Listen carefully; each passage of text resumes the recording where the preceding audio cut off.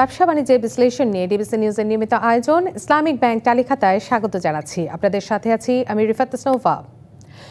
দর্শক, আমরা জানি যে টানা 4 মাসের ব্যবধানে কমেছে রপ্তানি আয়, বিপরীতে বেড়েছে আমদানি ব্যয়, ফলে প্রবৃদ্ধিতে চাপ তৈরি হয়েছে বৈদেশিক বাণিজ্যে।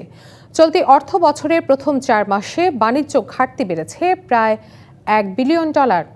কেন এই বাণিজ্য ঘাটতি আর এসব বিষয় নিয়ে কথা বলতে আজ আমাদের তালিখাতা রপ্তানি আয় কমছে কেন আলোচনা করতে আজকে আমাদের সাথে অনলাইনে যুক্ত আছেন বিজিএমই এর সিনিয়র ভাইস প্রেসিডেন্ট ইনামুল হক খান এবং আছেন বাংলাদেশ গার্মেন্টস বাইং অ্যাসোসিয়েশনের জেনারেল সেক্রেটারি মোহাম্মদ জাকির হোসেন।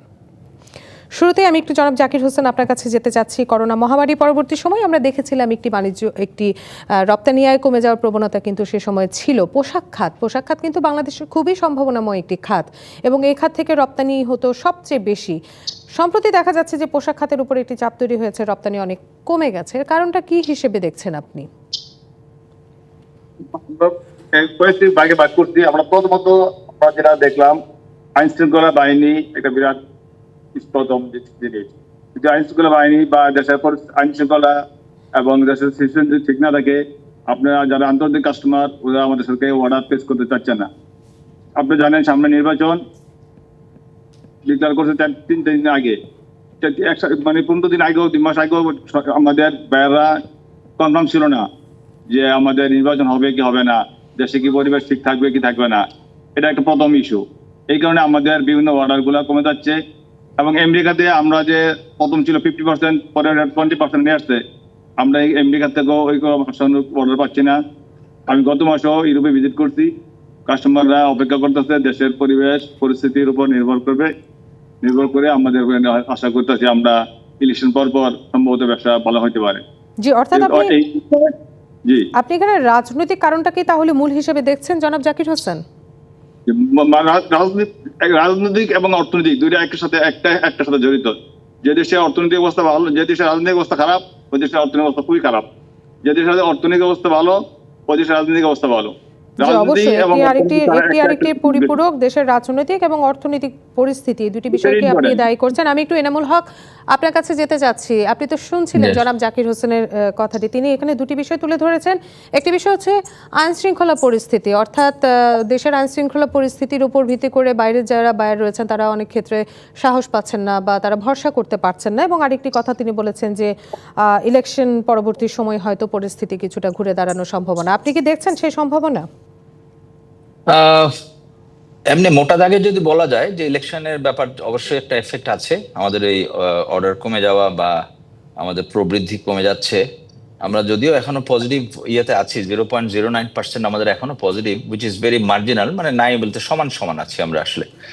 এমনিতে আমাদের বাংলাদেশের যে অর্থনীতি, এটা পুরোটাই হচ্ছে আমাদের বিজিএমএ শিখ না, মানে আমাদের গার্মেন্টস আরএমজির উপরে নির্ভরশীল আমাদের অর্থনীতি। সেখানে সামান্য উঠানামা কিন্তু আমাদের অর্থনীতির উপরে বড় একটা প্রভাব ফেলবে।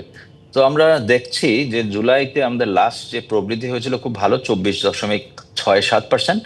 তো তারপর থেকে এই যে অগাস্ট, সেপ্টেম্বর, অক্টোবর, নভেম্বর, এই 4টা মাস আমাদের কিন্তু ধারাবাহিকভাবে আমরা অর্ডার কমে যাচ্ছে।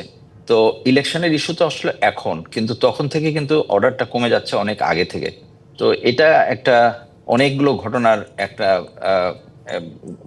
ফলশ্রুতিতে এটা ঘটছে, যেটা হচ্ছে যে আমেরিকাতে যে আমাদের যে এক্সপোর্ট হচ্ছে, সে ট্যারিফ যে যোগ হলো, তাতে করে পুরো আমেরিকার উপরে একটা ইনফ্লেশনের একটা এফেক্ট হচ্ছে।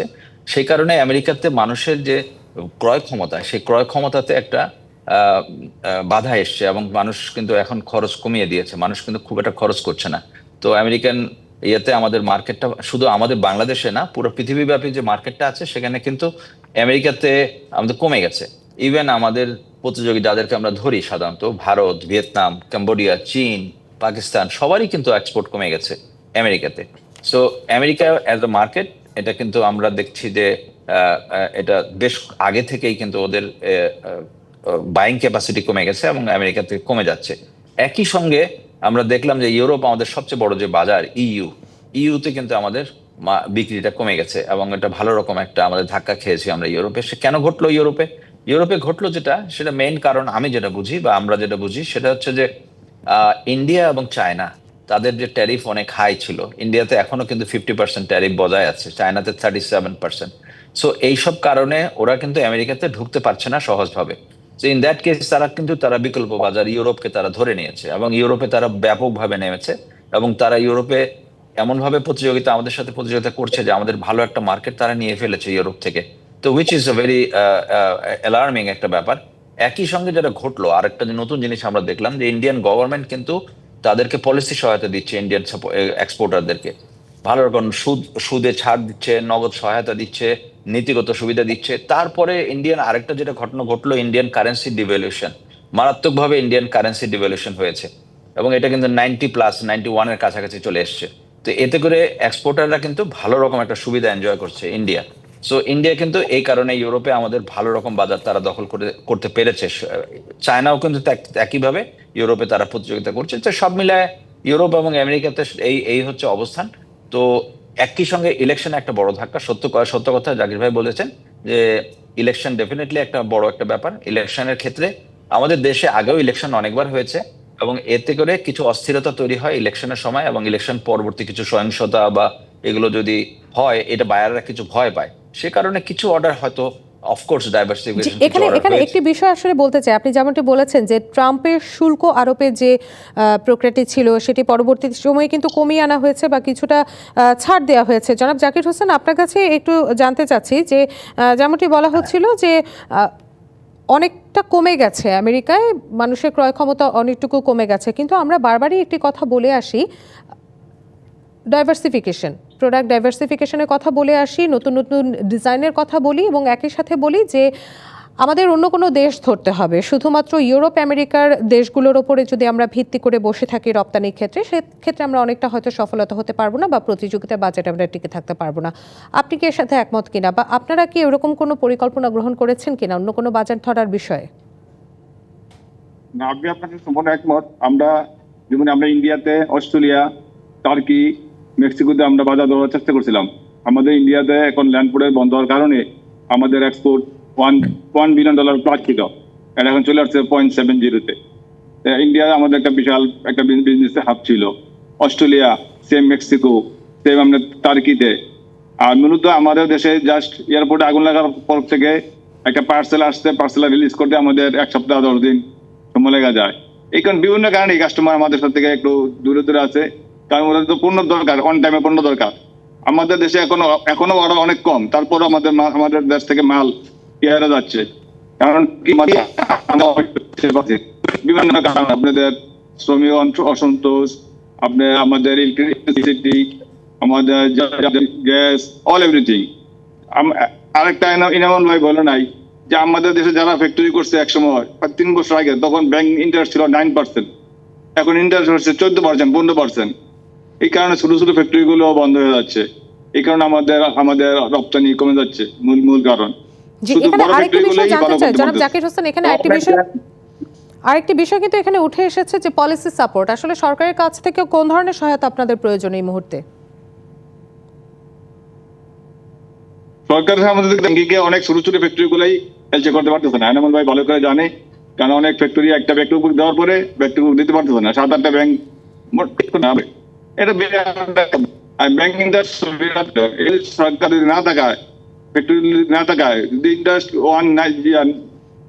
সিঙ্গেল না আসে, তাহলে গার্মেন্টস বা টেক্সটাইল বিজনেস করতে পারবে না দেশের লোকজন। 14%, 15% ইন্টারেস্ট দিয়ে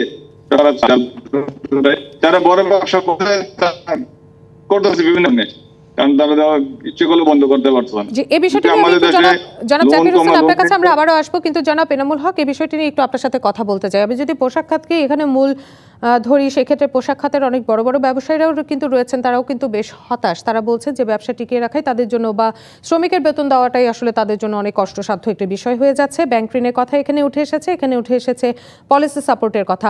আপনি কি মনে করছেন এই যে রপ্তানি আয় কমে গেছে, এটি কিছুটা হলেও হয়তো এখনো কিছুটা বাড়তি আছে আপনি যেমনটি বলছিলেন, কিন্তু তারপরেও আপনার কাছে জানতে চাচ্ছি এই যে ধীর গতি বা কমে যাওয়ার যে প্রবণতা, এই প্রবণতা তো আমাদেরকে একটি নেতিবাচক অর্থনীতির দিকে নিয়ে যেতে পারে। তো এখন পলিসি সাপোর্ট হিসেবে ব্যবসায়ীদেরকে কি ধরনের সহায়তা প্রদান করা উচিত সরকারের?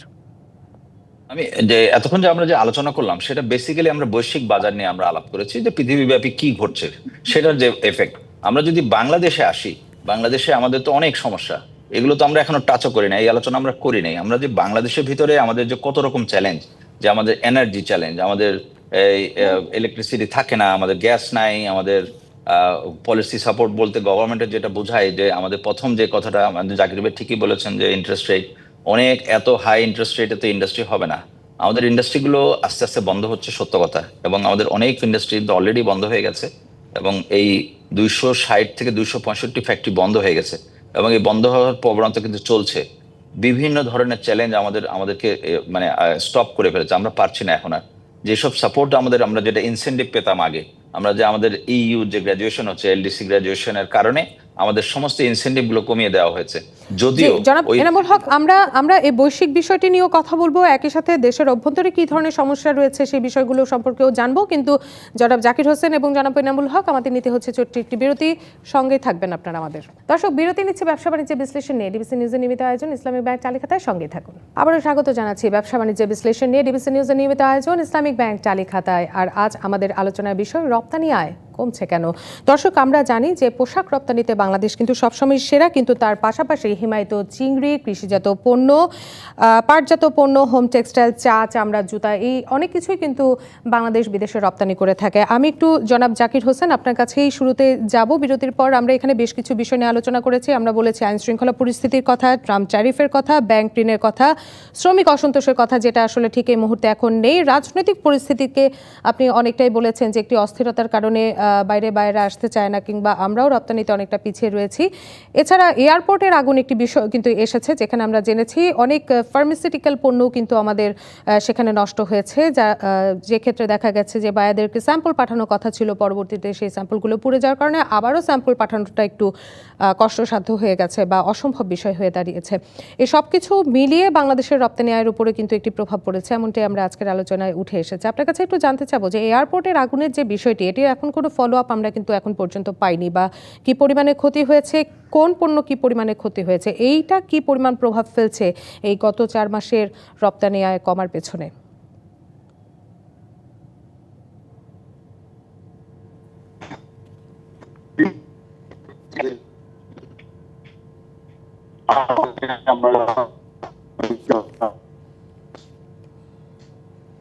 এবং সরকারের কাছে মান করি আমাদের স্যাম্পল সব বিজিবি ভালো রাজনীতি আপনার আমাদের জনাব জাকির হোসেন, আপনাকে আমরা আসলে ক্লিয়ারলি শুনতে পাচ্ছি না। জাকির হোসেন, আমরা আপনার কাছে আবারও আসবো, কিন্তু জনাব এনামুল হক, আপনার কাছে একটু একই প্রশ্ন নিয়ে যেতে চাই। এই যে এই ধরনের দুর্ঘটনাগুলো কি ধরনের প্রভাব ফেলছে এই রপ্তানি আয়ে? ডাইরেক্টলি যদি আমরা বলি, এটা ব্যাপক ক্ষতি হয়ে গেছে আমাদের পুরো ইম্পোর্ট সেকশনটা পুরো আগুনে পুড়ে যাওয়াতে আমাদের একটা ব্যাপক একটা ক্ষতি হয়েছে। এতে করে সবচেয়ে বড় যে জিনিসটা, সেটা হচ্ছে যে বায়ারের কনফিডেন্স। বায়াররা কিন্তু ভীষণ, শব্দটা আমি বলবো যে এটা দুর্ঘটনা, যদিও এটা দুর্ঘটনা, তারপরেও বায়াররা কিন্তু বুঝতে নারাজ যে একটা আন্তর্জাতিক বিমানবন্দরের ভিতর একটা আগুন জ্বলে সম্পূর্ণ অংশটা পুড়ে গেল, এটা কিভাবে সম্ভব? জি, এবং এটা কিন্তু বলা হচ্ছিল বেশ সেনসিটিভ একটি জায়গা, এটি এরকম একটি জায়গায় কিভাবে আগুন লেগেছে। এটাই হচ্ছে আমাদের সবার একটা তো টাকার ক্ষতি আমাদের হয়ে গেছে, প্রচুর একটা ক্ষতি হয়েছে টাকা। তো শুনতে পাচ্ছেন? জি, আপনাকে শুনতে পাচ্ছি, আপনি বলুন। সেই টাকার ক্ষতির পরে আমাদের যে বায়ারদের যে কনফিডেন্স কিছুটা আমরা হারিয়েছি, সেটা তো অবশ্যই একটা ব্যাপার। তো আমরা আবার সব নতুন করে স্যাম্পলিং তৈরি করে সবকিছু ঠিকঠাক করে আমরা এগোচ্ছি। এখন মোটামুটি এয়ারপোর্টটা অনেকটাই নর্মাল, এখন অনেক তাড়াতাড়ি বা অনেক দ্রুত আমরা মাল খালাস হতে পারছি, সেটা মোটামুটি একটা স্বস্তির কারণ। But at the same time আমাদের কিছু ডিলে যেটা হয়েছে, সেটা আমরা বায়ারদের সাথে, যেহেতু এটা একটা দুর্ঘটনা, তো বায়াররা আমাদেরকে যথেষ্ট সময় আমাদেরকে দিয়েছে, আমরা আবার এটা নতুন করে আমরা সাজিয়ে এক্সপোর্টটা শুরু করছি। সো আমি এটাকে একটা দুর্ঘটনা অবশ্যই আমি বলবো, তবে ব্যাপারটা একটু রহস্যজনক অবশ্যই, যে এটা কিভাবে এটা পড়লো, এটা নিয়ে আমাদেরও আমরা একটা তদন্ত কমিশনের রিপোর্টের দিকে তাকিয়ে আছি, যে কবে এই রিপোর্টটা পাবো আমরা বিকজ এটা তো আমরা স্টেক হোল্ডার, আমাদের এই ঘটনা আবারও ঘটতে পারে, সে কারণে জি, আমরা একটু কিন্তু সতর্ক। এখানে আরেকটি বিষয় কিন্তু রয়েছে, আমরা এখানে একটু অন্য বিষয় টানি যে মেড ইন বাংলাদেশ, এটি কিন্তু আমাদের জন্য অত্যন্ত গর্বের একটি বিষয়, কিন্তু দেশীয় পণ্যের প্রচার আমরা বেশিরভাগ ক্ষেত্রে দেখে থাকি যে মেলার মাধ্যমে দেশীয় পণ্যের প্রচারণার একটি বিষয় হয়।